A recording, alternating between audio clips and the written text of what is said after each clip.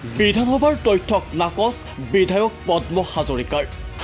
বিধানসভাৰ তথ্যমতে লোকচানত চলিছে গৰুকুটি প্ৰকল্প, অথচ পদ্ম হাজৰিকাৰ মতে লোকচান হোৱা নাই গৰুকুটি প্ৰকল্পত। বিধানসভাৰ তথ্যৰ লগত মিল নাই পদ্ম হাজৰিকাৰ বক্তব্যৰ। গতিকে 8 কোটি কিমান টকা আমাৰ জমা আছে, তাৰোপৰি আমাৰ 2 কোটিমান টকা এতিয়া সৰিয়হ আৰু মাকৈ বিক্ৰী কৰি পাবলৈ আছে। এইটো আচলতে লোকচানৰ কথাটো হ'বই নোৱাৰে। গৰুকুটি প্ৰকল্পত হোৱা নাই লোকচান। বিতৰ্কৰ মাজতে গৰুকুটিৰ লাভালাভক লৈ মুখ খুলিছে বিধায়ক পদ্ম হাজৰিকাই। বিধায়ক পদ্ম হাজৰিকাৰ মতে লোকচানত চলা নাই গৰুকুটি প্ৰকল্প। গৰুকুটি প্ৰকল্পত কিমান টকাৰ লাভ হৈছে তাৰ সঠিক উত্তৰ দাঙি ধৰিব নোৱাৰিলেও পদ্ম হাজৰিকাৰ দাবী লোকচানত চলা নাই গৰুকুটি প্ৰকল্প। এই তাৰিখত আপোনালোকে যদি চাই, গৰুকুটিত আমাৰ 5 কোটি কিমান টকা একাউণ্টছত জমা আছে, আৰু আমি যিখিনি তাত উৎপাদিত সামগ্ৰী বিক্ৰী কৰি পাইছোঁ, গাহৰি বিক্ৰী কৰি পাইছোঁ, গাহৰিও আমাৰ 80টা জমা আছে, তাত আমি 3 কোটি কিমান টকা চেল প্ৰচিডৰ একাউণ্টত আছে আমাৰ। গতিকে 8 কোটি কিমান টকা আমাৰ জমা আছে, তাৰোপৰি আমাৰ 2 কোটিমান টকা এতিয়া সৰিয়হ আৰু মাকৈ বিক্ৰী কৰি পাবলৈ আছে। এইটো আচলতে লোকচানৰ কথাটো হ'বই নোৱাৰে।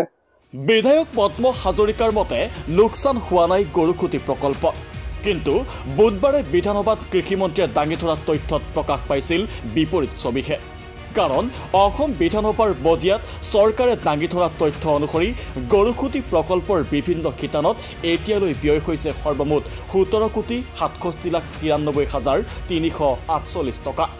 অন্যহাতে কৃষিজাত উৎপাদনৰ বাবে প্ৰকল্পটোত বীজ, সাৰ, ঔষধ, ট্ৰেক্টৰ, পাম্প, তেল আদিৰ বাবদ ব্যয় কৰা হৈছে সৰ্বমুঠ 3,30,48,993 টকা। কিন্তু অসম চৰকাৰে দিয়া একেই তথ্য অনুসৰি প্ৰকল্পটোত কৃষিজাত উৎপাদনৰ পৰা উপাৰ্জন ধাৰণা কৰা হৈছে মাত্ৰ 2 কোটি টকা। সেই অনুসৰি বৰ্তমানলৈ শাক পাচলিকে আদি কৰি বিভিন্ন উৎপাদনৰ জৰিয়তে উপাৰ্জন কৰা হৈছে মাত্ৰ 97,60,563 টকা। অন্যহাতে উৎপাদিত সৰ্বমুঠ সামগ্ৰী বিক্ৰীৰ জৰিয়তে প্ৰায় 2,79,74,624 কোটি টকাৰ উপাৰ্জন হ'ব বুলি ধাৰণা কৰা হৈছে। ইয়াৰ পৰাই স্পষ্ট যে গৰুকুটি প্ৰকল্পত 17 কোটি টকা খৰচ কৰাৰ পাছত উপাৰ্জন হৈছে মাত্ৰ 2,79,00,000 টকা। অসম বিধানসভাত এই তথ্য পোহৰলৈ অহাৰ পাছতেই ব্যাপক প্ৰতিক্ৰিয়াৰ সৃষ্টি হয়। কিন্তু সেই প্ৰতিক্ৰিয়াক প্ৰত্যাহ্বান জনাবলৈ এইবাৰ বিধায়ক পদ্ম হাজৰিকাই দাঙি ধৰিলে কিছুমান বিশেষ অংক। গৰুকুটি প্ৰকল্পত কিমান টকাৰ লাভ হৈছে তাৰ সঠিক উত্তৰ দাঙি ধৰিব নোৱাৰিলেও পদ্ম হাজৰিকাৰ দাবী লোকচানত চলা নাই গৰুকুটি প্ৰকল্প।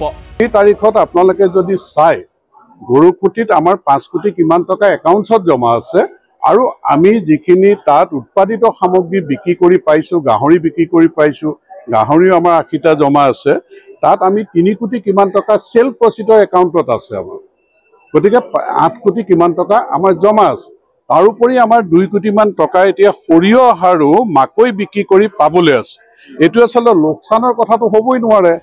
আনফালে প্ৰসংগ সন্দৰ্ভত বিধায়ক অখিল গগৈকো আক্ৰমণৰ লক্ষ্য কৰি লয় পদ্ম হাজৰিকাই। গৰুকুটিক লৈ ৰাজনৈতিক উদ্দেশ্যত বিতৰ্কৰ সৃষ্টি কৰাৰ অভিযোগ বিধায়ক পদ্ম হাজৰিকাৰ। মাটিখিনি ঘূৰাই দিব লাগে, সেই মানুহক ঘূৰাই দিব লাগে। ঘূৰাই দিবৰ কাৰণে উচ্ছেদ কৰিছে নেকি?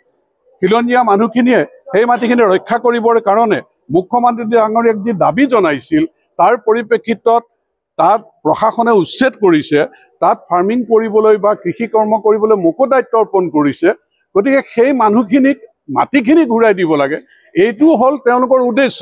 সংখ্যালঘু যিকেইজন বিধায়ক আছে তেওঁলোকে সদায় সেইটো চিঞৰ বাখৰ। আনফালে গৰুকুটিৰ প্ৰসংগত বৃহস্পতিবাৰে পুনৰ মুখ খোলে বিধায়ক অখিল গগৈয়ে।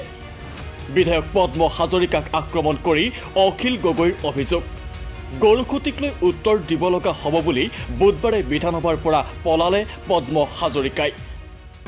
2 কোটি ইনকাম, 15 কোটি লছ, এনেকুৱা প্ৰজেক্ট পৃথিৱীৰ ক'ৰবাত হয় নেকি কওক? 17 কোটি খৰচ কৰি 2 কোটি ইনকাম, 15 কোটি লছ, এইটো টোটেল ফেইলাৰ। এইটোৱে হ'ল বিজেপিৰ মডেল, এইটোৱে হ'ল বিজেপিৰ উন্নয়ন মডেল। গৰুকুটি প্ৰকল্পটোৱে হ'ল বিজেপিৰ উন্নয়ন মডেল, আৰু গৰুকুটি প্ৰকল্পটোত এতিয়া গৰু চৰু নাই, অকল খুঁটিটোহে আছে। 2 কোটি ইনকাম, 15 কোটি লছ, এনেকুৱা প্ৰজেক্ট পৃথিৱীৰ ক'ৰবাত হয় নেকি কওক? 17 কোটি খৰচ কৰি 2 কোটি ইনকাম 15 কোটি লছ এইটো টোটেল ফেইলাৰ এইটোৱে হ'ল বিজেপি মডেল এইটোৱে হ'ল বিজেপিৰ উন্নয়ন মডেল গৰুকুটি প্ৰকল্পটোৱে হ'ল বিজেপিৰ উন্নয়ন মডেল আৰু গৰুকুটি প্ৰকল্পটোত এতিয়া গৰু চৰু নাই অকল খুঁটিটোহে আছে